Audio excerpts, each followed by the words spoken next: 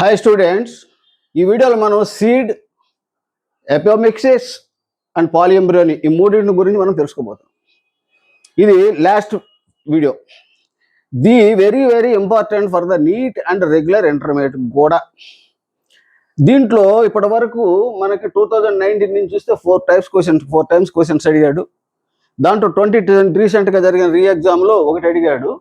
అది దట్ ఏంటంటే non ఎలిమినస్ సీడ్కి example ఏంటంటే పియా అని ఇచ్చాడు. అది ఇప్పుడు మనం ఈ వీడియోలో చూస్తాం. 2025లో సెరల్స్ ఎండోస్పర్మ్ అవుటర్ లేయర్ ఏంటి అన్నాడు. అదేంటంటే ఎల్యురాన్ లేయర్ రిచ్ ఆఫ్ ప్రోటీన్. అది ఇప్పుడు దీంట్లో చూస్తాం. 2022లో ఒక డయాగ్రామ్ ఇచ్చాడు. యాపిల్ ఫ్రూట్ ఇచ్చి దాంట్లో ఫాల్స్ ఫ్రూట్ ఏదని చెప్పి గుర్తుపెట్టమన్నాడు. అదొకటి ఇచ్చాడు. 2019లో ఇంకొక క్వశ్చన్ ఇచ్చాడు. దట్ ఈస్ పెరిస్పెర్మ్ అంటే ఏంటి, అది కూడా ఇప్పుడు దీంట్లో మనం చూస్తాం. పెరిస్పెర్మ్ that is persistent nucellus tissue which is present in the seed. అదేంటో ఇప్పుడు చూద్దాం. ఇప్పుడు మనం దీంట్లో కనుక చూస్తే ఫెర్టిలైజేషన్ జరుగుతుంది. ఏది డబుల్ ఫెర్టిలైజేషన్, ట్రిపుల్ ఫెర్టిలైజేషన్ చూసాం అంతకుముందు వీడియోలో. చూస్తే ఆ ఫెర్టిలైజేషన్ జరిగిన తర్వాత zygote will develop as the embryo and next primary endosperm cell will develop as endosperm. And next ఇవన్నీ జరుగుతూ ఉన్నప్పుడు ఇవన్నీ ఎక్కడున్నాయి? ఓవ్యూలో ఉన్నాయి. ఓవ్యూల్ యొక్క కవర్ ఇంటెగ్మెంట్ వచ్చేసేసి సీడ్ కోట్ కింద మారిపోతుంది. నెక్స్ట్ తర్వాత ఇవన్నీ ఓవ్యూల్ ఇవన్నీ డెవలప్మెంట్స్ జరుగుతూ ఉన్నప్పుడు మనకి ఇవన్నీ ఎక్కడున్నాయి? ఓవరీలో ఉన్నాయి. Ovary will develop as fruit. Ovary ఫ్రూట్గా develop. After fertilization ovule develops as the matured seed and ovary develops as fruit in the angiosperm. Integments develop as seed coat. ఇది అనమాట జరిగేది మనకి. ఇదన్నీ మీకు ఇప్పుడు ఎక్స్ప్లెయిన్ చేశాను. నెక్స్ట్ మనకు వచ్చేదానికి seed consist of seed coat. సీడ్లో కనుక మన పరిస్థితి మనం ఏంటి అనేది ఒక సీడ్ కనుక తీసి పరిశీలిస్తే మెచ్యూర్డ్ సీడ్ని it is to consist of the seed coat ఉంటుంది పైన. సీడ్ కోట్ ఎక్కడి నుంచి డెవలప్ అయింది? Integments of the ovule will convert as a seed coat. ఇది దీంట్లో టెస్టా, టెగ్మిన్ అండ్ లేయర్స్ ఉంటాయి. టెస్టా అండ్ టెగ్మిన్ గుర్తుపెట్టుకోండి. So seed consist of the seed coat, cotyledons and embryo. ఇక నెక్స్ట్ జైగోట్ డెవలప్ చేసేది ఏంటి అంటాడు. జైగోట్ డెవలప్ చేసేది సీడ్ కోట్ కాదు, గుర్తుపెట్టుకోండి. ఇవన్నీ చాలా ఇంపార్టెంట్. సీడ్ కోట్ ఆటోమేటిక్గా డెవలప్ అవుతుంది. It is a part of ovule. దానికి దీనికి ఎంబ్రియో డెవలప్మెంట్కి సంబంధం లేదు, కానీ అది కన్వర్ట్ అయిపోతుంది. నెక్స్ట్ వచ్చేసరికి యాక్చువల్గా ఎంబ్రియో డెవలప్మెంట్లో మనకి జరిగేది ఏంటి? ఫెర్టిలైజేషన్ తర్వాత జైగోట్ ఏమేమి ఫామ్ చేస్తుంది అంటాడు.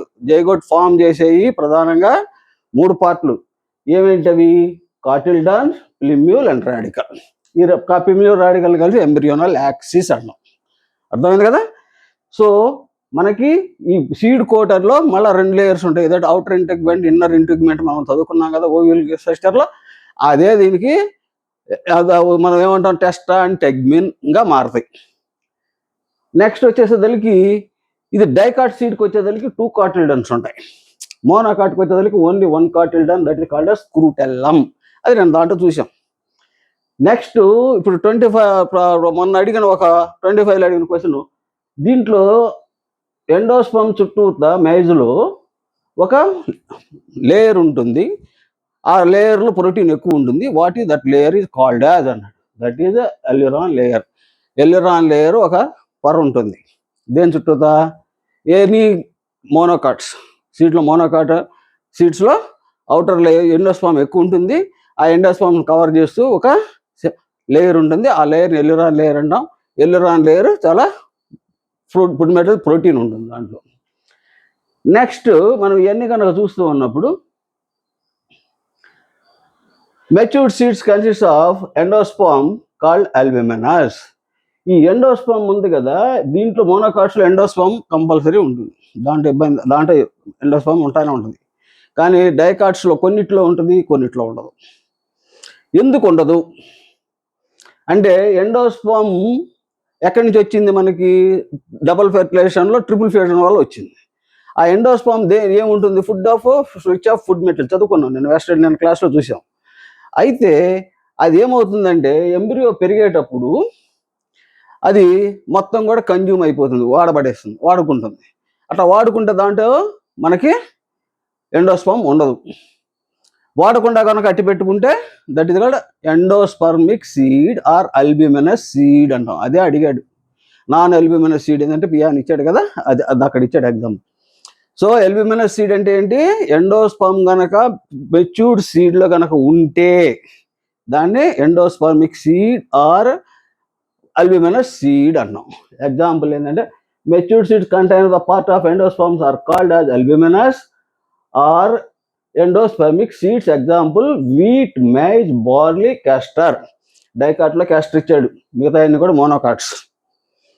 సో వీటిల్లో ఏంటంటే ఆ క్యాస్టర్లో మనకి ఆ ఎండోస్పర్మ్ నుంచి ఆయిల్ తీస్తాం, అది నన్ను కూడా చెప్పాను మీకు. నెక్స్ట్ ఇది గనక ఎందుకు ఉంది? ఇది ఎండోస్పర్మ్ మొత్తం కూడా ఎంబ్రియో డెవలప్మెంట్కి వాడబడలేదు, అప్పుడు మనకి ఎండోస్పర్మ్ కొంత ఉంటుంది. అలాంటిది మోనోకాట్స్లో కామన్, సాధారణంగా ఉంటుంది. ఒక ఆర్కిడ్స్లో మాత్రం ఉండదు, అది వేరే విషయం, తీసేయండి, మనకు అది అవుట్ ఆఫ్. నెక్స్ట్ వచ్చేసరికి దీంట్లో ఎండోస్పర్మ్లో వచ్చేసరికి endosperm contain examples wheat, maize, barley, ఈ మూడు కూడా monocots. Castor is the dicot. So దీంట్లో ఇది ఏంటో వచ్చింది, ఇది చిక్పియా. దీంట్లో మనకి ఎండోస్పర్మ్ ఉండదు, కాటిల్డన్స్ ఉంటాయి, ఎంబ్రియోన్ లాక్సిస్ ఉంటుంది. తర్వాత ఇది మాత్రం ఫెర్టిలైజేషన్ వల్ల జరిగే మార్పుల్లో జైగోట్ ఏర్పరుస్తుంది. And seed coat is called it as seed coat is developed from the modification of integument. So if not, that means the endosperm is not there, means it is consumed by the developing embryo. అలాంటప్పుడు సీడ్లో మనకి endosperm ఉండదు. దాన్ని ఏమంటామంటే exalbuminous or non endospermic seed అంటాం. Pea and గౌర్నెట్. వేరుశనగలో కూడా ఇలా ఉంటుంది మనకి. ఇది సాధారణంగా ఫ్యాబేసి ఫ్యామిలీ, లెగ్యూమినేసి ఫ్యామిలీ యొక్క క్యారెక్టర్. దాంట్లో మనకి ఎండోస్పర్మ్ ఉండదు. నెక్స్ట్ వచ్చేసరికి ఈ ఎండోస్పర్మ్కి మనకు ఇంకొక ప్రాబ్లం, ఇంకోటి కూడా ఉంది. Endosperm is the seeds like black pepper, beet contains residual of persistent nucellus tissue present and called perisperm. వీటిల్లో మనకి ఇప్పటి వరకు తెలిసింది ఏంటంటే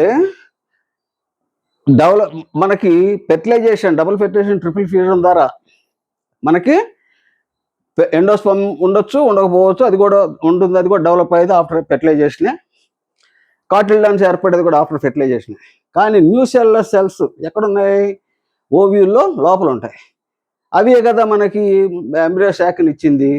ఆ న్యూసెల్లర్ సెల్స్ పూర్తిగా అయిపోకుండా కొన్ని మొక్కల్లో nucellar cells also contain food material, దాంట్లో కూడా బాగా ఫుడ్ మెటీరియల్ ఉంటుంది.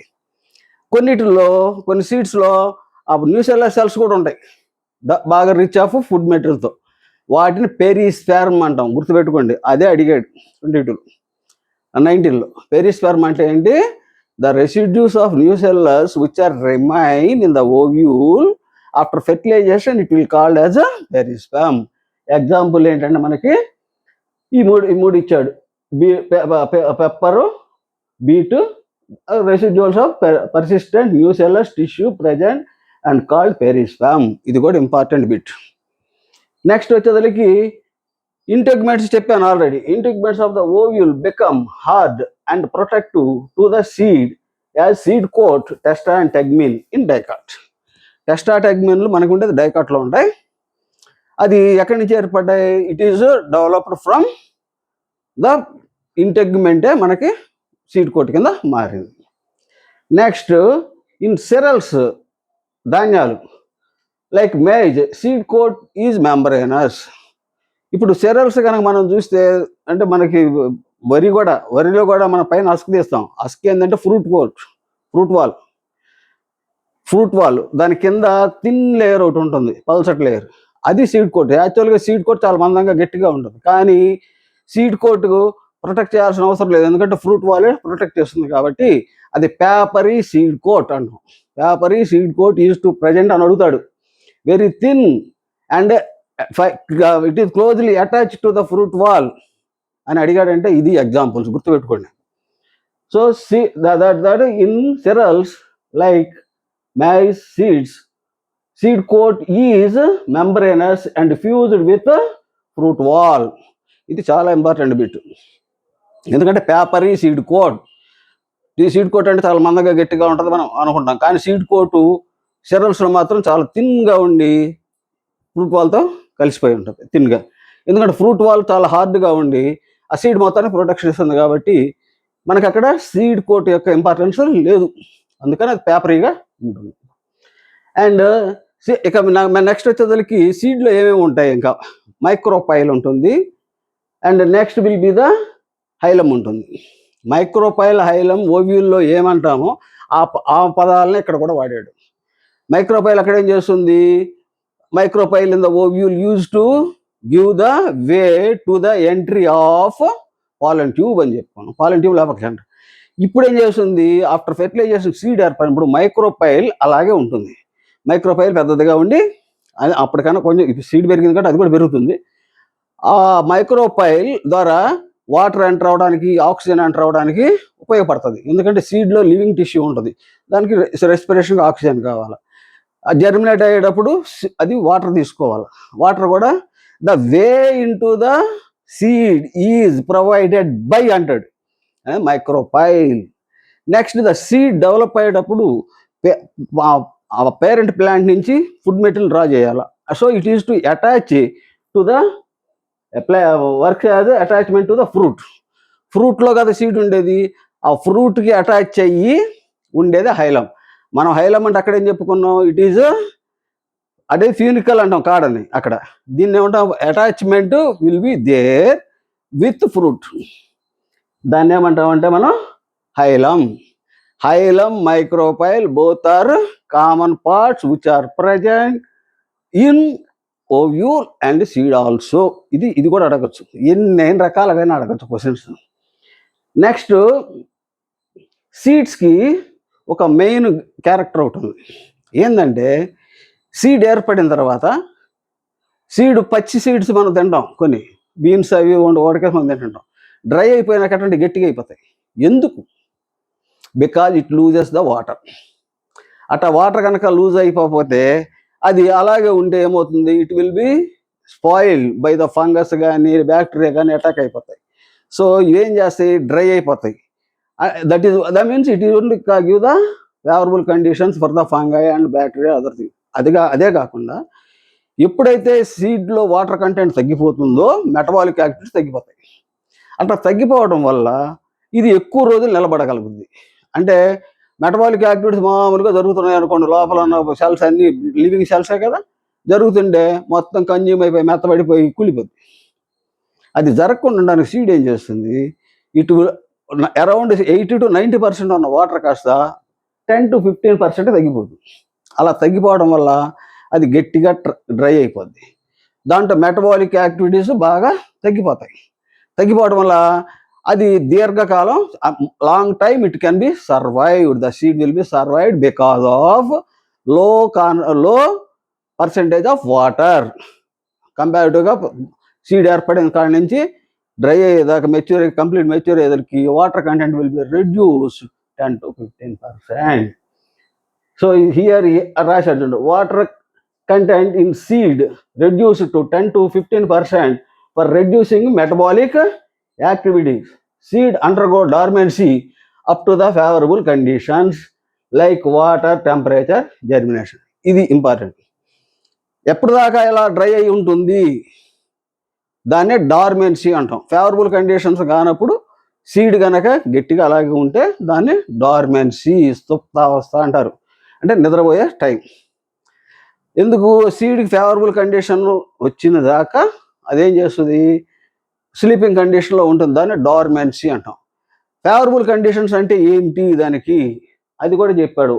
వాటర్, టెంపరేచర్, వాటర్ ఉండాలా, టెంపరేచర్. దీనికి ఒక ఎక్స్పెరిమెంట్ మీరు 6-7 తరగతుల్లో కూడా ఒకటి ఇచ్చాడు, గుర్తెచ్చుకోండి. అది వాటర్ కంటెంట్, దాంట్లో వాటర్ ఉండాలా, టెంపరేచర్, ఇవన్నీ కనుక ఎయిర్ కూడా, ఇంకోటి కూడా ఉంది, ఎయిర్ కూడా ఉండాలా. అప్పుడు ఈ సీడ్ జర్మినేట్ అవ్వడం, అప్పటిదాకా ఇది డార్మెన్సీలో ఉంటుంది, స్లీపింగ్ కండిషన్లో ఉంటుంది.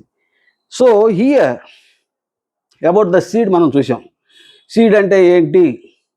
సీడ్ అంటే after fertilisation embryo will develop from the zygote, endosperm will develop from the primary endosperm cell. ఇవన్నీ మనకి డెవలప్ అవుతున్నప్పుడు ఓవరీ కాస్త మనకి ఫ్రూట్గా మారుతుంది. తర్వాత సీడ్కి వచ్చేదానికి సీడ్లో ఇంటెగ్మెంట్స్ ఏమన్నా మనకి సీడ్ కోట్ కింద, టెస్టా అండ్ టెగ్మెంట్ కింద మారుతాయి. నెక్స్ట్ ఇవి ఎంబ్రియోకి వచ్చేదానికి కాటిల్డాన్స్ అండ్ ఎంబ్రియోన్ యాక్సిస్ ఉంటుంది.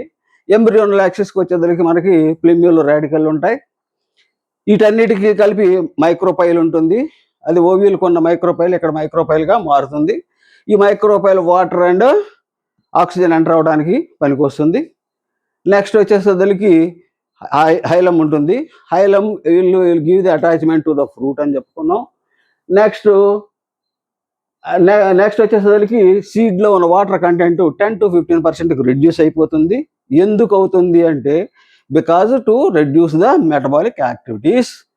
మెటబాలిక్ యాక్టివిటీస్ని తగ్గించేస్తుంది, స్లీపింగ్ కండిషన్లోకి వెళ్ళిపోతుంది. దట్ ఈస్ కాల్డ్ డార్మెన్సీ అంటాం. ఈ డార్మెన్సీలో ఎప్పటిదాకా ఉంటుందంటే up to the getting of favourable conditions. Favourable conditions వచ్చిన దాకా అది డార్మెన్సీలో ఉంటుంది. ఫేవరబుల్ కండిషన్స్ అంటే ఏంటంటే water, temperature and air also. Oxygen కూడా కావాలి కదా, దానికి ఒక ఎక్స్పెరిమెంట్ కూడా మీకు 8th క్లాస్ బిలో చదివారు ఎక్కడ. నెక్స్ట్ ఇదంతా కూడా మనం సీడ్ గురించి తెలుసుకున్నాం. ఈ సీడ్ గురించి తెలుసుకున్నాక నెక్స్ట్ ఫ్రూట్ ఫార్మేషన్. ఇప్పుడు మనం ఏం చెప్పాం? Ovary will develop as fruit అన్నాం. Ovary will develop as fruit. ఆ ఫ్రూట్గా డెవలప్ అయ్యేటప్పుడు the fruit wall is called pericarp. ఇది మనం ఆల్రెడీ మార్ఫాలజీలో పెరికార్ప్ అని చదువుకున్నాం.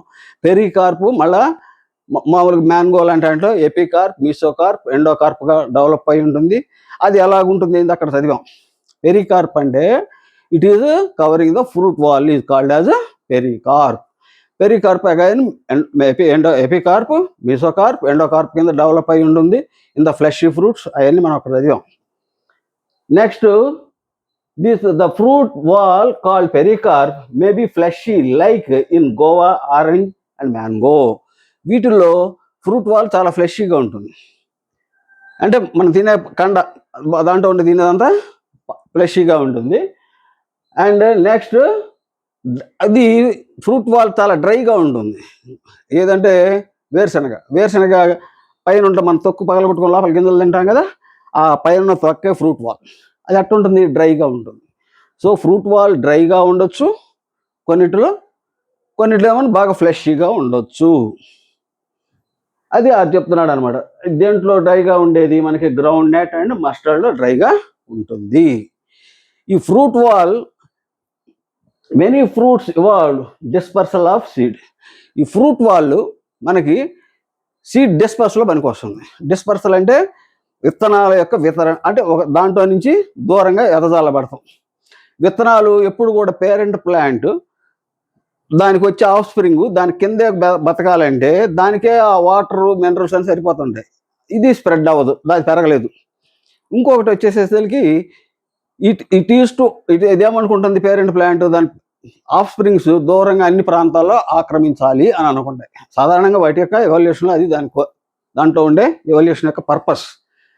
దానికోసం ఏం చేస్తాయి, కొన్ని మెథడ్స్ ఫాలో అవుతాయి. దాంట్లో ఫ్రూట్ వాల్ బాగా పనిచేస్తుంది. ఫ్రూట్ వాల్ మనకి బాగా, ఫ్రూట్ ఏంది, ఇప్పుడు మనం మామిడికాయ తిన్నాం, గింజను తీసుకెళ్ళి ఎక్కడ పడేస్తాం. ఆ గింజ మొలకెత్తిందంటే తల్లిపాంట అక్కడెక్కడో ఉంది కానీ ఇక్కడ మొలకెత్తుంది. అలాగే ఫ్రూట్స్ అన్నీ అంతే, మనం తిని గింజలు పడేస్తాం, మనమే కాదు యానిమల్స్ కూడా అయ్యే చేస్తాయి. అది ఏదైతేనేమది సీడ్ డిస్పర్సల్. కొన్ని ఏం చేస్తాయి, ఫ్రూట్ ఇట్లా పగిలిపోగానే గింజలు ఎతదలు పడతాయి. That is called as anemochory. Anemochory అంటే విండ్ ద్వారా రెక్కలు ఉండి వీటన్నిటికి అది విండ్ యానిమోకోరీ. జూకోరీ అంటే యానిమల్స్ విల్ బి. ఆటోకోరీ అంటే ఇట్లా పగలటం. ఇవన్నీ కూడా మీకు 10th క్లాస్లో వచ్చాయి, అదన్నీ రీకాల్ చేసుకోండి అని మీకు టెక్స్ట్ బుక్లో ఇచ్చాడు. So anemochory, zoochory, autochory and hydrochory. నీళ్ళ ద్వారా కొబ్బరి పీసు ఉండడం వల్ల తేలుతూ వెళ్ళిపోతుంది. ఇవన్నీ కూడా మనకి ఆల్రెడీ 10th క్లాస్లో ఇచ్చాడు. దాన్ని ఒకసారి రీకాల్ చేసుకోమని చెప్పాడు దాంట్లో, కాబట్టి క్వశ్చన్ అడగడానికి అవకాశం ఉంది. వాడు కనుక ఆ విధంగా వెళ్ళిపోతే నీట్ ఎగ్జామ్ చాలా కష్టతరం అవుద్ది, ఇంకా అవుద్దు కూడా ముందు ముందు, దాంట్లో అనుమానమే లేదు. సో మీరు అది ఒకసారి రీకాల్ చేసుకోండి. And ovule number relation with ovary. ఎన్ని ఓవ్యూలు ఉంటే అన్ని సీడ్స్ ఏర్పడతాయి. బేసల్ ప్లాంటేషన్లో ఒక ఓవ్యూలే ఉంటుంది, సెరల్ సీడ్ అన్నింటిలో ఒక విత్తనమే ఏర్పడుతుంది. అలా కాకుండా టమాటా, గోవా ఇలాంటి వాటిలో చాలా విత్తనాలు ఉంటాయి. So it will be many seeds. Next వచ్చేసరికి when fruit start development other floral parts. ఇంకా ఇక్కడికి వచ్చేసరికి మనకి ఆఫ్టర్ ఫెర్టిలైజేషన్ జరిగే మార్పులు చెప్తున్నాడు. ఫెర్టిలైజేషన్ జరిగిన తర్వాత ఫ్లవర్లో ఏమవుతుంది, ఫ్లవర్లో ఉన్న సెపల్స్, పెటల్స్ అన్నీ ఎండిపోతాయి, రాలిపోతాయి. ఓవరీ ఒక్కటి మాత్రం స్టైల్, స్టిగ్మా కూడా పోతాయి. నెక్స్ట్ మిగిలేది ఓవరీ ఫ్రూట్గా మారి అది ఒక్కటే ఉండదు. అలా గనక ఉంటే దాన్ని ట్రూ ఫ్రూట్ అన్నాం. ఏంటి, ఆఫ్టర్ ఫెర్టిలైజేషన్ సెపల్స్, పెటల్స్ అన్నీ డ్రై అయిపోయి రాలిపోతాయి. నెక్స్ట్ స్టైల్, స్టిగ్మా కూడా పోతాయి, అండ్ యాంథర్స్ కూడా అయిపోతాయి, రాలిపోతాయి. Only ovary will develop as fruit, then it is called as true fruit. అది నిజమైన ఫ్రూట్. దాన్నే చెప్తున్నాడు, when fruits start development other floral parts degenerate, అంటే చనిపోతాయి, అండ్ ఫాలెన్ పడిపోతాయి, అవి ఉండవు అక్కడ పుష్పంలో, పువ్వులో. These fruits are called as true fruits. Majority of the fruits are true fruits. మనకు కనపడేవన్నీ కూడా ట్రూ ఫ్రూట్సే. అది ఫాల్స్ ఫ్రూట్స్ ఇవన్నీ కూడా చాలా రకాలు ఉండే, అవన్నీ పాత సిలబస్లో ఉండే, ఇప్పుడు అనవసరం. అవి కొంతమంది చెప్తే అనవసరం. అవన్నీ మనకి టెక్స్ట్ బుక్లో ఏమి ఇచ్చాడు అది మనకి క్లియర్గా అర్థమైందా లేదా, దాన్ని ఏ విధంగా అడగడానికి అవకాశం ఉందో టిష్ చేసి, ఇదే మనకి ఇంపార్టెంట్, గుర్తుపెట్టుకోండి. అండ్ ఇది కాకుండా ఎందుకు చెప్తున్నాడు, ఇవన్నీ ఫ్లోరల్ పార్ట్స్ అన్నీ కూడా రాలిపోయి ఒక్క ఓవరీ మాత్రం ఫ్రూట్గా డెవలప్ అది ఒక్కటే ఉంటే ట్రూ ఫ్రూట్ అన్నాం. అంటే ఏంటి అర్థం, ఇంకా ఏదో జరుగుద్దని. అదే ఫాల్స్ ఫ్రూట్. ఫాల్స్ ఫ్రూట్ అనేదానికి in some fruits like Apple, strawberry, cashew, thalamus contribute fruit formation and these called as false fruit. యాక్చువల్గా ఫ్లోరల్ పార్ట్స్ ఏముంటాయి, థలామస్ ఉంది. ఈ థలామస్ మీద ఓవరీ ఉంటుంది. ఈ థలామస్ మీద ఓవరీ ఉన్నప్పుడు ఇది కూడా ఫ్రూట్ కింద డెవలప్ అయ్యి రెండు కలిసిపోతాయి. దాన్నే మనకి ఇక్కడ ఇచ్చాడు. ఇదే వాడు అడిగింది. యాపిల్ ఫిగర్ ఇచ్చాడు అన్నాను కదా, ఇది ఇచ్చాడు. ఇది ఇచ్చేసేసి థలామస్ మనం తినే భాగం అంతా ఇది, ఏది యాపిల్లో, this is thalamus. False fruit ఏంటి, థలామస్. ఇక్కడ మనం తినేది ఫాల. తర్వాత ఇవన్నీ ఇచ్చాడు, పాయింట్స్ ఇచ్చాడు, మనం గుర్తుపడతాం. కాబట్టి దాని అన్నీ కూడా ఇంపార్టెంట్. ఇది ఒకటికి స్ట్రాబెర్రీ, వీటిల్లో మనకి రకరకాలని ఇచ్చాడు. ఇవన్నీ కూడా ఒకసారి జాగ్రత్తగా చూసుకోండి. ఓకే, నెక్స్ట్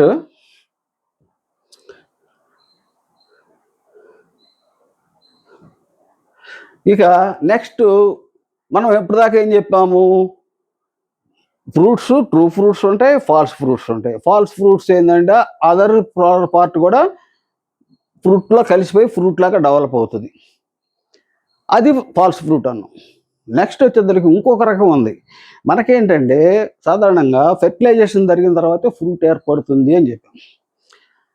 అది ఎప్పుడు జైగోట్ ఏర్పడి ఎండోస్పర్మ్ డెవలప్ అవుతూ ఉన్నప్పుడు ఓవరీ ఫ్రూట్గా డెవలప్ అవుతుంది. కానీ కొన్నిట్లో ఏం చేస్తాయి అంటే, నాకు ఫెర్టిలైజ్ అయిందో లేదా ఎండోస్పర్మ్ ఉందో నాకు అనవసరం, నేను ఫ్రూట్ అయిపోతాను అని ఫ్రూట్ ఏర్పాటు చేస్తుంది. ఇది ఓవరీ. దాన్నే పార్థినో కార్పీ అన్నాం. అంటే it is not bothering about the fertilisation is over or not, endosperm is forming, it is won't bother. వాటి గురించి అది పట్టించుకోదు. Flower is form, open, and after some immediately the ovary start development. Ovary start development అంటే లోపల ovule ఏమైంది దానికి అనవసరం. అలా డెవలప్ అయ్యే ఫ్రూట్ని మనం పార్థినోకార్పిక్ ఫ్రూట్ అంటాం. అదే చెప్తున్నాడు ఇక్కడ. Generally fruit development start after fertilisation. అంతే కదా, ఫెర్టిలైజేషన్ తర్వాత ఫ్రూట్ డెవలప్ అవుతుందో ఇప్పుడు దాకా చెప్పుకున్నాం. In banana like plants fruit develops without fertilisation. అసలు ఫెర్టిలైజేషన్ అవుద్దో దానికి అనవసరం. పువ్వు ఫ్లవర్ వచ్చింది, ఫ్లవర్ నుంచి ఫ్రూట్ వచ్చేస్తుంది, అంతే, that's all. Fertilization it is not bothering. Seed ఉందా లేదా that it is not bothering. అది అదనంగా జరిగిపోతుంది. Such type of fruits are called as మనం parthenocarpic fruits. Parthenocarpic fruits this type also మనం ఇదే దాన్ని మనం ఆర్టిఫిషియల్గా కూడా చేస్తున్నాం ఈ రోజుల్లో. ఏంటంటే హార్మోన్స్ దాని మీద స్ప్రే చేస్తాం. స్ప్రే చేస్తే సీడ్ ఏర్పడదు, ఇక ఫ్రూట్ మాత్రం డెవలప్ అయిపోద్ది. అంటే యాక్చువల్గా జరిగేది ఏంటి, అక్కడ ఎప్పుడైతే ఫెర్టిలైజేషన్ జరుగుద్దో అప్పుడు it will release some hormones to indicates. అదే హార్మోన్స్ కొన్ని రిలీజ్ చేయటం వల్ల ఓవరీ డెవలప్ అవుతుంది. కానీ పార్థినోకార్పిక్ ఫ్రూట్స్లో అది కట్ అయిపోయింది. అది ఫెర్టిలైజేషన్ జరిగిందా లేదా అనవసరం, ఆ హార్మోన్ వచ్చేస్తుంది, ఇది ఫ్రూట్ అయిపోద్ది. అది బనానాలో జరుగుద్ది. ఇప్పుడు మనం ఏం చేస్తున్నాం, we are spraying some hormones like mainly auxins. చేయింగ్గానే ఏమవుతుందంటే ఫ్లవర్స్ మీద ఫెర్టిలైజేషన్ కాకుండానే ఓవరీ బనానా లాగా డెవలప్ అయిపోద్ది, ఫ్రూట్ లాగా. అది సీడ్లెస్ ఫ్రూట్స్. ఎగ్జాంపుల్ టమాటా ఇచ్చాడు. This type of formed by application of growth hormone అంటే ఆక్సిజన్ ఇక్కడ మనకి. And these are seeds seedless. Example టమాటా. అర్థమైంది కదా. వీటిల్లో చాలా మీకు అర్థం అవ్వాల్సిందంటే ఏంటి, ఎలా ఏర్పడుతుంది fruits, true fruits, fall fruits. Next fruit formation parthenocarpic. Parthenocarpic will be induced parthenocarpic. దాంట్లో మనం సొంతంగా హార్మోన్స్ దాని మీద స్ప్రే చేసి ఇలా గుర్తుపెట్టుకుంటే ఎగ్జాంపుల్ ఆటోమేటిక్ గుర్తుంటాయి. నెక్స్ట్ వచ్చేసరికి pollination fertilisation independent of water. అది మెయిన్ ఫ్లవర్ ఫార్మేషన్లో చెప్పుకున్నాం. పాలినేషన్ జరగడానికి ఫెర్టిలైజేషన్ జరగడానికి వాటర్ సంబంధం లేదు. అది లేకుండా జరగడానికి ఫ్లవర్ ఏర్పడిందని మనం చెప్పుకున్నాం. So water is not necessary for the pollination and fertilisation. But seed డెవలప్మెంట్కి మాత్రం వాటర్ కావాలి. సీడ్ ఫ్రూట్ డెవలప్మెంట్ అవ్వాలంటే వాటర్ కావాలి. అది టెక్స్ట్ బుక్లో క్లియర్గా రాశాడు. ఎలా అనేది మీకు డౌట్ వస్తుంది. ఇప్పుడు మొక్కల్ని మీరు మామూలుగా మీరు రైతులు అయ్యి ఉండి కనుక కొంచెం ఇంట్లో గార్డెన్లో కనుక సంబంధం ఉంటే మొక్కకి మనం నీళ్ళు ఇవ్వలేదు అనుకోండి, బాగా ఫ్రూట్స్ చిన్న చిన్న పిందలుగా ఉన్నప్పుడు ఏమైపోతాయి, పిందలు రాలిపోతాయి. ఫస్ట్ ఆ డెవలపింగ్ ఫ్రూట్స్ విల్ ఫాల్. ఎందుకు, దాంట్లో ఉన్న సీడ్ డెవలప్ అవ్వు రాలిపోతాయి. ఎందుకని, అది దానికి ఫుడ్ మెటీరియల్ ఇవ్వలేదు వాటర్ తగ్గడం వల్ల. ఇలా ఇండైరెక్ట్గా చేస్తుంది అనమాట. ఫస్ట్ ఫ్రూట్స్ రాలిపోతాయి, తర్వాత లీవ్స్ రాలిపోతాయి, కొన్నాళ్ళకి మొక్క కూడా చచ్చిపోతుంది, ఏది వాటర్ లేకపోతే. So fruit development, seed development depend upon the water availability to the plant. But pollination and fertilisation is not depend on the water, it is independent. క్లియర్గా రాసే టెక్స్ట్ బుక్లో, జాగ్రత్తగా చదవండి ఎందుకంటే స్టేట్మెంట్స్లో వస్తుంది. సో ఇక్కడికి వచ్చేసరికి మనకి better adapt to strategy for the seed dispersal చెప్పాను. సీడ్ డిస్పర్సల్కి ఇది అడాప్టేషన్ బాగా పనికి వస్తాయి. ఏది, ఫ్రూట్ చెప్పాను కదా మీకు. అన్ని కోరీలు, anemochory, hydrochory, zoochory and next autochory, ఇవన్నీ కూడా రకరకాలుగా దానికి సీడ్ డిస్పర్సల్కి పనికి వస్తాయి. Better adapt to strategies for the seed dispersal, ఏది ఫ్రూట్ చేస్తుంది ఈ పని. Next seeds are highly several advantage. Seeds మనకి చాలా అడ్వాంటేజెస్ ఉన్నాయి. ఇప్పుడు సీడే కనుక ఏర్పడి డ్రైగా ఉండకపోతే నువ్వు ధాన్యాన్ని నిల్వ చేసుకోగలవా? సంవత్సరాల తరబడి ధాన్యాన్ని నిలబెడుతున్నాం. ఎందుకని, దాంట్లో వాటర్ కంటెంట్ బాగా డ్రై అయిపోయింది కాబట్టి. లేకపోతే మనం తినే చిక్కుడు విత్తనాలు తింటుంటాం కదా, చిక్కుడుకాయల్లో, అలాంటివి ఉంటే మనం సంవత్సరం నిలబెట్టుకోగలమా? నిలబెట్టుకోలేం. అదే అడ్వాంటేజ్ సీడ్లో. దానికోసం అది చేస్తుంటే అది మనకు కూడా ఉపయోగపడుతుంది, రైతుకు కూడా. ఎందుకు, మనం ఫుడ్ మెటీరియల్ స్టోర్ చేసుకోగలుగుతున్నాం సంవత్సరాల తరబడి, ఎందుకని ఇది డ్రైలో ఉంది కాబట్టి. అది ఫేవరబుల్ కండిషన్ జరిగిన దాకా అది మొలకెత్తదు. కావాల్సినప్పుడు ఒడ్లు తీసుకొని వెళ్ళి బియ్యం ఆడించుకుంటున్నాం. అదే కనుక సపోజ్ అలా కాకపోతే ఏం చేస్తావు, అది కూడా ఉంది, మీకు తెలియదు, ప్రపంచంలో అది కూడా ఉంది. ఏదంటే పొటాటో తింటుంది ఐర్లాండ్లో పొటాటో తింటారు. ఇది అవుట్ ఆఫ్, కానీ మీకు ఇన్ఫర్మేషన్ కోసం చెప్తున్నా. పొటాటో ఎట్లా ఉంటుంది, పచ్చిగా ఉంటుంది. పొటాటో నువ్వు నిలబెట్టగలవా సంవత్సరం పాటు? చాలా కష్టం, పచ్చిగా ఉంటుంది కాబట్టి పొటాటో. దానికి ఫంగస్ అటాక్ అవుతుంది. ఐర్లాండ్లో ఒకసారి కరువు వచ్చింది. ఇప్పుడు ఎప్పుడు 1900 స్టార్టింగ్ తర్వాత ఎందుకు వచ్చింది అది ఆ వాళ్ళు మనం గనక గాదెల్లో వీటిల్లో గనక ధాన్యాన్ని నిలబెట్టుకున్నట్టు పొటాటోని తీసుకొచ్చి జాగ్రత్తగా నిలబెట్టుకుంటారు వాళ్ళు. కాదు అవి పచ్చిగా ఉంటాయి. అది ఆ అవి గట్టిగా ఉండటం అనేది ఈ ఒక ఫంగస్ దాని మీద అటాక్ అయింది. కొత్త ఫంగస్. అదేం చేసింది, దేశంలో ఉన్న పొటాటో మొత్తాన్ని నాశనం చేసేసింది. అంటే ఆ ఫంగస్ స్ప్రెడ్ అయిపోయేదానికి ఈ పొటాటో మొత్తం కుళ్ళిపోయింది. అప్పుడు వాళ్ళకి ఆహారం దొరకలేక, మనం కనుక రైస్లో ఎట్లా వాడుకుంటామో వాడు ఏం చేస్తాడంటే పొటాటో మెత్తగా ఉడకబెట్టి దాంట్లో కూరలు అన్నీ వేసుకొని తింటాడు ఐర్లాండ్ వాళ్ళు.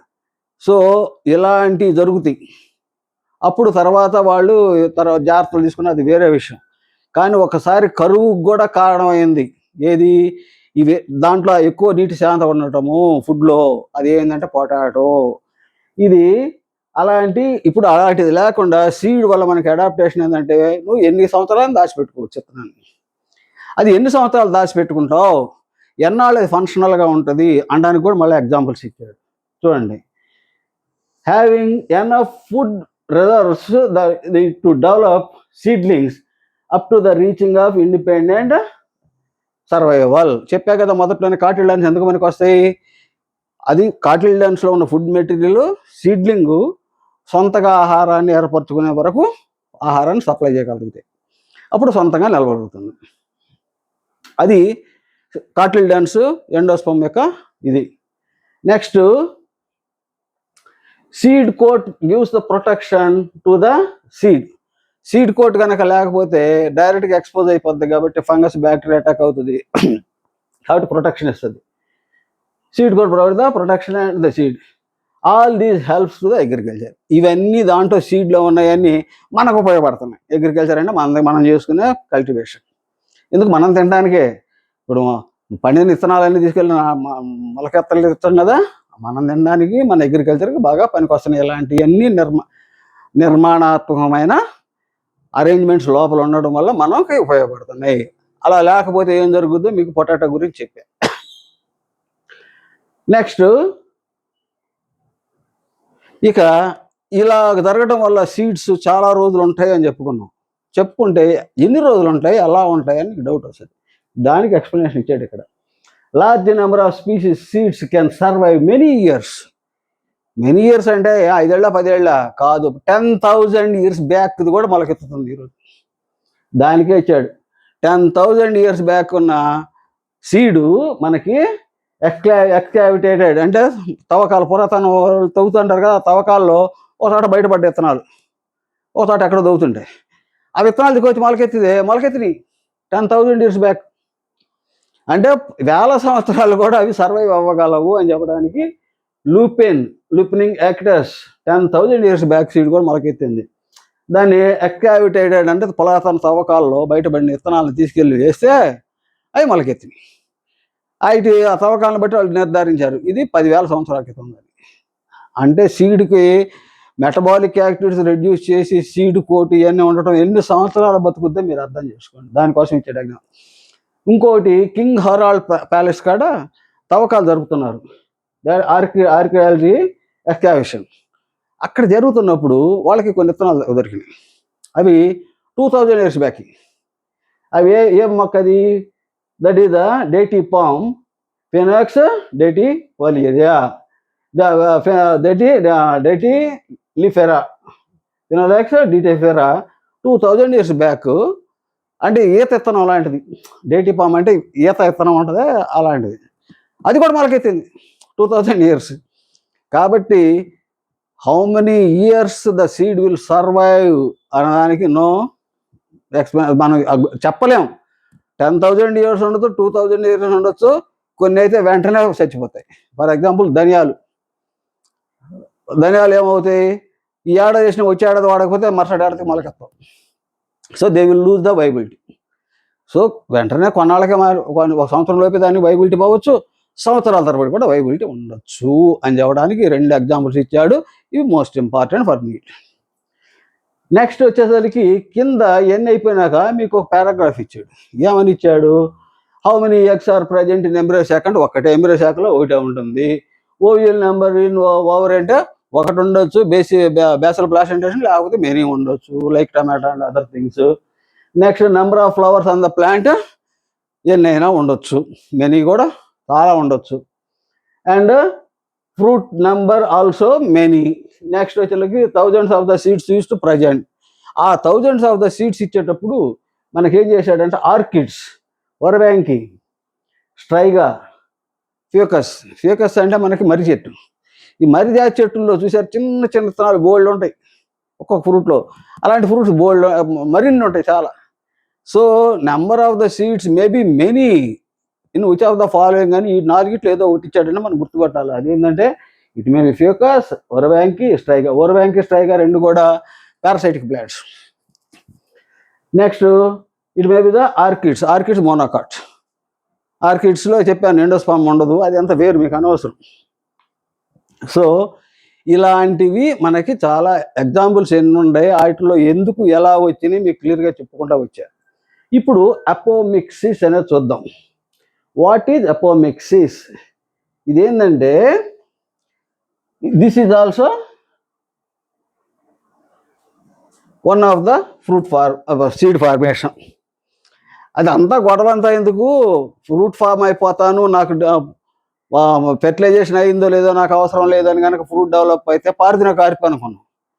ఇప్పుడు ఇంకొక రకం వచ్చింది ఇక్కడ, అపోమిక్సిస్లో ఏంటంటే ఫెర్టిలైజేషన్ నాకు అనవసరం, దాని పాలిన్ గ్రెయిన్ వచ్చిందా లేదా, డబుల్ ఫెర్టిలైజేషన్, ట్రిప్లికేషన్ జరిగిందా లేదా నాకు అనవసరం, నేను విత్తనాలు ఏర్పరిచేస్తా అంటది ఓవ్యూల్. అదే అపోమిక్సిస్. అంటే ఎలా ఏర్పరచగలదు అంటే మెయిన్గా ఇక్కడ వాట్ ఈజ్ హ్యాపెనింగ్ అనేది మనకు కావాలి. Fertilization, double fertilization, triple fusion ఏమవుతుంది, haploid male gamete and haploid egg apparatus ఉన్న ఎగ్ రెండు కలిపి సింగమీ జరిపి, ఆ సింగమీ ద్వారా it is forming a diploid cell which we are calling it as zygote ఏర్పరుస్తుంది. అంటే ఫైనల్గా ఏం జరిగింది, హ్యాప్లాయిడ్ ప్లస్ హ్యాప్లాయిడ్ ఫ్యూజన్ జరిగింది, ఇట్ బికమ్ డిప్లాయిడ్ అండ్ అది జైగోట్ అయ్యి జైగోట్ నుంచి డెవలప్మెంట్ సో మెనీ డివిజన్స్ జరిగి ఇత్తనం అయిపోతుంది, సీడ్ ఫామ్ అయింది. అదే కదా కాటిల్డన్స్ అన్ని ఫామ్ అయింది, అదే ఎంబ్రియోనల్ యాక్సిస్ ఫామ్ అయింది. ఇక్కడ మనకు సెంట్రల్ ఐడియా ఏంటి, central idea is haploid plus haploid కలిసి డిప్లాయిడ్ అవుతుంది, డిప్లాయిడ్ ఇదో అది మనకి సీడ్ ఏర్పడుతుంది. ఇక్కడ మొక్క ఏం చేస్తుందంటే డైరెక్ట్ డిప్లాయిడ్ ఎగ్ని ప్రొడ్యూస్ చేస్తుంది. ఎగ్ ఇది హ్యాప్లాయిడ్, ఎందుకంటే ఎంబ్రియో శాక్ ఏర్పడేటప్పుడు మనకి megaspore mother cell will take the meiotic division. ఆ మియాటిక్ డివిజన్ తర్వాత 4 మెగాస్పోర్స్ ఏర్పడతాయి, ఒక మెగాస్పోర్ ఫంక్షనల్ అవుతుంది మోనోస్పోరిక్, అది ఎంబ్రియో శాక్ని ఏర్పరుస్తుంది మనం చెప్పుకున్నాం. ఇక్కడ ఏం చేస్తాయంటే మెగాస్పోర్ మదర్ సెల్ మియాసిస్ జరపకుండా డైరెక్ట్గా it will work as megaspore mother cell meiosis జరపకుండానే ఒక ఫంక్షనల్ మెగాస్పోర్ కింద మారిపోతుంది. అప్పుడు మెగాస్పోర్ మదర్ సెల్ ఇది డిప్లాయిడ్, దాని నుంచి ఏర్పడిన ఎంబ్రియో శాక్ డిప్లాయిడ్. అంటే దాంట్లో ఉండే యాంటీపోడల్స్, సెంట్రల్ సెల్లో ఉన్న 2 cells, 2 nuclei and egg apparatus అన్నీ కూడా డిప్లాయిడ్ సెల్సే. ఇప్పుడు ఇక్కడ ఏంటంటే వచ్చింది, ఇది డిప్లాయిడ్ ఎగ్ ఫామ్ అయింది. డిప్లాయిడ్ ఎగ్ ఫామ్ అయిన తర్వాత వెంటనే ఇది ఏమనుకున్నా డిప్లాయిడ్ అయిపోయింది స్టార్ట్ అంటది, స్టార్ట్ అనగానే ఇత్తనం ఏర్పడిపోతుంది. సో ఇక్కడే చాలా ట్రిక్కీగా ఉంటుంది. సో డిప్లాయిడ్ ఎగ్ ఏంటంటే మిమిక్స్ అంటాడు, అంటే ఏంటంటే దాన్ని అనుకోవడం చేస్తే మిమిక్స్ అంటాం కదా, అలాగే ఇదేం చేస్తుంది, డిప్లాయిడ్ ఎగ్ కావాలి అంతే కదా, హ్యాప్లాయిడ్ ఎగ్ నుంచి ఇంకొక హ్యాప్లాయిడ్ గ్యామిట్ వచ్చి కలవాలి అంతే కదా, డైరెక్ట్గా డిప్లాయిడ్ ఎగ్గే వస్తాం, సరిపోయింది. సో ఈ విధంగా ఇదేంటంటే సేఫ్టీ మెకానిజం. అదే చెప్తున్నాడు, without fertilization forms seed called apomixis. Fertilization అలాంటివి లేవు, డైరెక్ట్గా సీడ్ ఏర్పడుతుంది. ఫెర్టిలైజేషన్ సంబంధం లేకుండా ఫ్రూట్ ఏర్పడితే పారిదిన కారిపోయాను, ఫెర్టిలైజేషన్ లాంటి సంబంధం లేకుండా విత్తనం ఏర్పడితే దాన్ని అపోమిక్సిస్ అంటాం అంతే. ఇలా గుర్తుపెట్టుకోవాలి మీరు, అలా గుర్తుపెట్టుకుంటేనే మీ సబ్జెక్ట్ గుర్తుండదు. Megaspore mother cell directly forms diploid megaspore without meiosis. అదే చెప్పాను. మియాసిస్ జరపకుండా మెగాస్పోర్ మదర్ సెల్ డైరెక్ట్గా మెగాస్పోర్ కింద స్టార్ట్ అయ్యి మెగాస్పోర్ నుంచి ఎంబ్రియో శాఖ డెవలప్ అయ్యి ఎంబ్రియో శాఖలో ఎగ్ కూడా డిప్లాయిడ్ అవ్వడం వల్ల అదే జైగోట్ లాగా ఏర్పడి విత్తనం ఏర్పడిపోతుంది.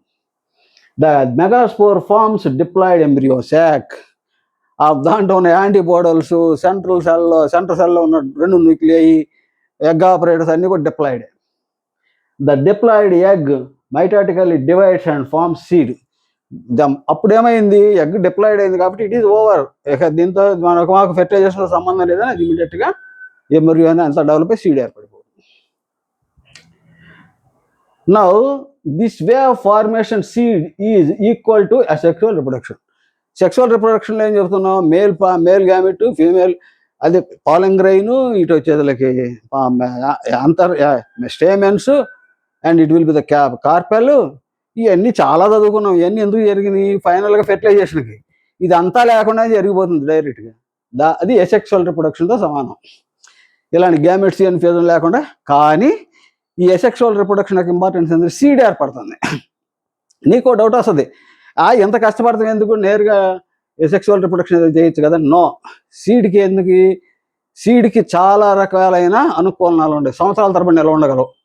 అది మనం చెప్పుకున్నాం కదా. మరి అవన్నీ రావాలి దీనికి. కాబట్టి ఎసెక్సువల్ రిప్రొడక్షన్ అని ఎందుకు అంటున్నామంటే, సీడే ఎందుకు ఫామ్ అవుతుందంటే ఇట్ ఈజ్ దానికి అవకాశాలు కావాలి. అందుకనే సీడ్గా ఏర్పడితే లాంగ్ డే చాలా రోజులు నిలబడగలదు కాబట్టి ప్రొటెక్షన్ కూడా ఉంటుంది కాబట్టి సీడ్గా ఏర్పడుతుంది. ఇది సాధారణంగా ఏంటంటే కొన్ని ఫ్యామిలీస్ ఇచ్చాడు ఆస్ట్రేసి, గ్రాసెస్ వీటిల్లో దొరుకుద్ది. This way of formation of the seed equal to the sexual reproduction. ఇక్కడ ఇంకొకటి ఇచ్చాడు మళ్ళా, పాలీ ఎంబ్రియోని.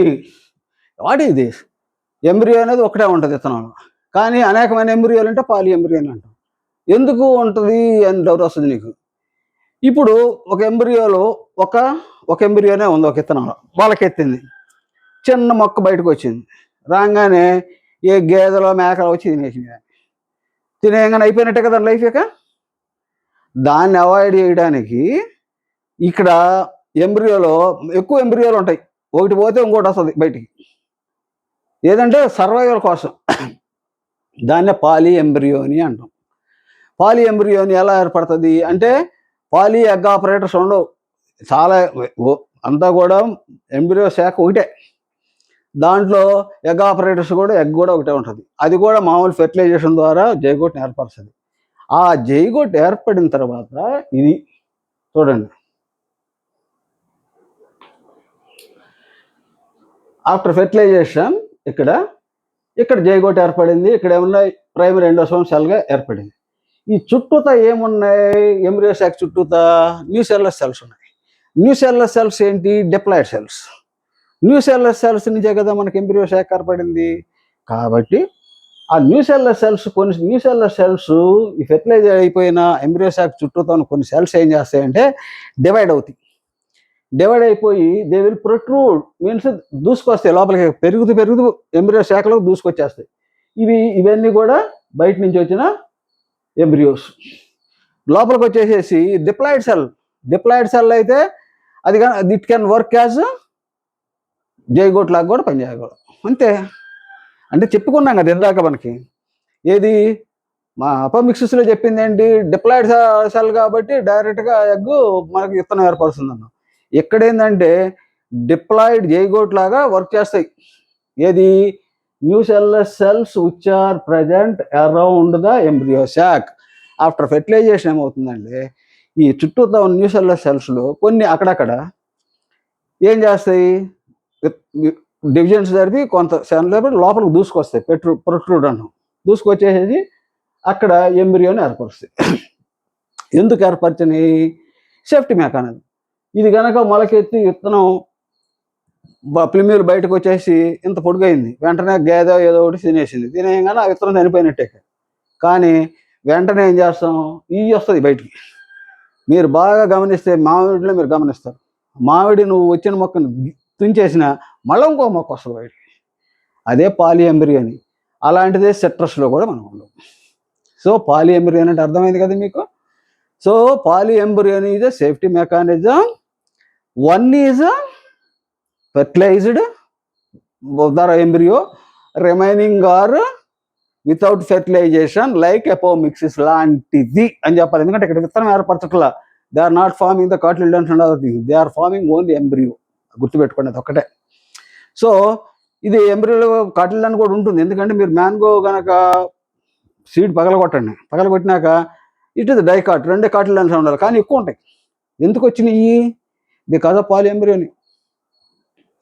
ఈ పాలి ఎంబ్రియోని ఏర్పడుతుంది. అదే కనుక మనకి సిట్రస్ బత్తాయి విత్తనం కానీ మనకు ఆరెంజ్ విత్తనాలు కానీ పగలగొట్టిన అలాంటివి మనకి కనపడతాయి. అది కూడా రాశాడు మనకి టెక్స్ట్లో. నెక్స్ట్ వచ్చేసేసరికి ఇలాంటి విచిత్రమైన అది అపోమిక్సిస్ అనేది ఏంటది? ఎగ్ నేరుగా జైగోట ఫ్రై చేస్తుంది. ఇక్కడ మనకి దీన్ని ఒక అప్లికేషన్ ఇచ్చాడు. ఏమని ఇచ్చాడు? ఇప్పుడు రైతులు హైబ్రిడ్ సీడ్స్ తీసుకొచ్చి వేసుకుంటుంటారు. హైబ్రిడ్ సీడ్స్ అంటే ఏంటంటే ఒక పేరెంట్ ప్లాంట్ మేలు ఒకటి ఫీమేలు రెండింటిని క్రాస్ చేస్తారు. వచ్చిన మొక్కలో హైబ్రిడ్ విగారు అండ్ వేరియేషన్స్ ఉంటాయి. అంటే హైబ్రిడ్ విగార్ అంటే అవి కలిసినప్పుడు కొంచెం దాని యొక్క కెపాసిటీ కొంచెం ఎక్కువగా ఉంటుంది, అంటే ఎక్కువ ఉత్సాహంగా ఉంటున్నట్టు లెక్క. ఆ ఉండడం వల్ల అది ఏం చేస్తుంది? బాగా పెరిగి మంచిగా మనకి ఈల్డ్ ఇస్తుంది, దిగుబడి ఇస్తుంది. అలాంటి విత్తనాలు మళ్ళీ తీసి రైతు రెండో జనరేషన్లో కూడా వాడాడు అనుకో, అంటే హైబ్రిడ్ మొక్కలు తీసుకొచ్చి వేసి విత్తనాలు సంపాదించి బాగా మొక్కలు బాగా బాగా పండిని చాలా ఎక్కువ బస్తాలు ఇచ్చిందని చెప్పి మళ్ళీ అదే విత్తనాన్ని తీసుకెళ్ళి ఇంకొకసారి నాటాడు అనుకో పొలంలో, అది ఎలా వస్తుంది? రకరకాల మొక్కలు వస్తాయి. ఎందుకని అది ఇప్పుడు వచ్చిన విత్తనం ఏమన్నా వాడికి F1 జనరేషన్. F1 జనరేషన్లో ఏముంటుంది? పేరెంట్ డామినెంట్ క్యారెక్టర్స్ ఎగ్జిబిట్ అవుతాయి. ఆ డామినెంట్ క్యారెక్టర్స్ ఏంటి? అధిక దిగుబడిచ్చే క్యారెక్టర్స్. F2కి వచ్చేదానికి రకరకాలు వస్తాయి బయటికి. ఎందుకంటే డైహైబ్రిడ్లో మనం చదివాం, మీరు 10th క్లాస్లో కూడా డైహైబ్రిడ్. ఆ డైహైబ్రిడ్లో ఏమవుతుంది? చాలా రకాలైన మొక్కలు వచ్చేస్తాయి. ఒకటి డార్బు అన్ని రెష్ డామినెంట్ అన్నీ వస్తాయి. అందుట్లో మనం జరిగిన డైహైబ్రిడే, కానీ మొక్కలో పాలిహైబ్రిడ్ ఓల్డ్ అని లక్షణ అన్ని క్యారెక్టర్స్ రకరకాల మొక్కలు వస్తాయి. సో అక్కడ జరిగేది అదే. F2 జనరేషన్ కనుక రైతు కనుక డెవలప్ చేశాడంటే ఈల్డ్ విల్ బి రెడ్యూస్, తగ్గిపోద్ది భయంకరంగా.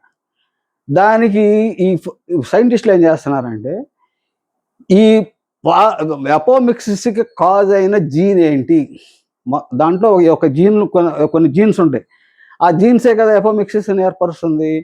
ఆ జీన్ తీసుకొచ్చి బయోటెక్నాలజీ ద్వారా ఈ మనకు పండించుకున్న పంటల్లో కనుక పెడితే బయోటెక్నాలజీ ద్వారా అప్పుడు ఏమవుతుంది? రైతు అనేకమైన సార్లు ప్రతిసారి హైబ్రిడ్ సీడ్లు కొనాల్సిన అవసరం లేదు. ఒకసారి కొంటాడు, ఆ విత్తనాలు మళ్ళా వాడుకుంటుంటాడు. ఎందుకంటే అవి అపోమిక్సిస్ ద్వారా వచ్చినాయి. ప్లస్ ఇక్కడ వీటిలో ఇంకొక అడ్వాంటేజ్ ఏంటంటే ఇటు ఫెర్టిలైజేషన్తో సంబంధం లేదు. ఫ్లవర్కి తేనెటీగలు వచ్చినాయా లేదా, పాలినేషన్ జరిగిందా లేదా, ఇవన్నీ కూడా పట్టించుకో, దాని మీద రీసెర్చ్ జరుగుతుంది అని రాశాడు. సో అదంతా చాలా క్లియర్గా రాశాడు. ఇప్పుడు మీకు క్లియర్గా అర్థమవుతుంది. F2 జనరేషన్ కనుక చేస్తే రైతు హైబ్రిడ్ సీడ్స్ నుంచి it won't give full yield because it is F2 జనరేషన్లో మనకు వచ్చేది పేరెంటల్ క్యారెక్టర్స్ కూడా వచ్చేస్తాయి, రకరకాలైన క్యారెక్టర్స్. అందువల్ల ఈల్డ్ పడిపోతుంది. If we transfer the jeans which causes for the apomixis, those genes if you transfer into the F1 generation will continue with high yield. అదే దాని గురించి చెప్పుకోవచ్చు. The transfer of apomixis caused gene in F1 generation of hybrid seed we can give benefit to the farmer. ఫార్మర్కి ఏమవుతుంది? Hybrid seeds చాలా కాస్ట్లీగా ఉంటాయి, ప్రతిసారి కొనాల్సిన అవసరం లేదు, సేమ్ ఈల్డ్ వస్తుంది అని చెప్పాడు. Okay, this is the lesson most important for the NEET and regular intermediate also. ఇదంతా మీరు ఒక పద్ధతి ప్రకారం కావాలంటే వీడియోని మళ్ళీ అయినా చూసి జాగ్రత్తగా అర్థం చేసుకోండి. ఇది చాలా ఇంపార్టెంట్. ఇది ఒక సబ్జెక్టు మీకు బాగా అర్థం అవడానికి కూడా పనికి వచ్చేది. ఈ వీడియో కనుక మీకు బాగా నచ్చితే లైక్ చేయండి. నాది ఇది. దీంతో మనకి sexual reproduction in flowering plants over. Next video I am starting principles of inheritance and variation genetic start చేస్తాం. అది కూడా ఇదే టైప్లో ఉంటుంది. మీకు దాంట్లో కొంతమంది కష్టం ఫీల్ అవుతారు. నో, నేను చెప్తే అది కష్టం అన్న మాట లేదు. అవి కూడా మీరు అన్నీ ఇప్పటికప్పుడు అది అయిపోయిన తర్వాత నేను మాలిక్యులర్ బేసిస్ ఆఫ్ ఇన్హెరిటెన్సీ, అది కూడా చాలా కష్టం అంటారు. నో, నేను చెప్పానంటే కష్టం ఉండదు. Plus it won't miss any NEET question also. తర్వాత బయోటెక్నాలజీ, తర్వాత మిగతావి, ఇలా వెళ్ళిపోతాం. సో ఇప్పుడు నేను కవర్ చేసింది ఇది ఒక 10 క్లాసెస్లో ఇది 10వ క్లాసు. ఎందుకు నేను ఒకసారి మళ్ళా చెప్పడం లేదంటే, ఇది చెప్పాను మీకు ఆల్రెడీ. ఏంటంటే ఈ వీడియో నీ చేతిలో ఉంది, ఎన్నిసార్లు అయినా చూసుకో, ఎక్కడైనా చూసుకో, నీకు కావాల్సిన బాగా అర్థం చేసుకో, టెక్స్ట్ బుక్లో చదువుకో, మీ సార్ చెప్తే అర్థం చేసుకో, మొత్తం మీద నీకు ఓవరాల్గా బ్రహ్మాండమైన తెలుస్తుంది. నేను ఇంకోటి కూడా అబ్జర్వ్ చేశా, ఎవరు కూడా ఇలా లెసన్స్ వైజ్ ఇచ్చేవాళ్ళు అట్ ప్రజెంట్ ఎవరు లేరు. సో నేను ఇచ్చే దాంట్లో కూడా చాలా క్వాలిటీ ఉందని నాకు రిపోర్ట్స్ వస్తున్నాయి. ఉంటాయి, ఎందుకంటే నా ఎక్స్పీరియన్స్ 32 ఏళ్ళ ఎక్స్పీరియన్స్. అదే కాదు, నేను 3 సార్లు మెడికల్ ఎంట్రన్స్ రాశాను ఆ రోజుల్లో. సో ఎలా క్వశ్చన్స్ వస్తాయి, ఎలా టీచ్ చేయొచ్చు, ఏ సబ్జెక్ట్ ఎలా చెప్పాలి నాకు బాగా తెలుసు. So subscribe the channel. Thank you.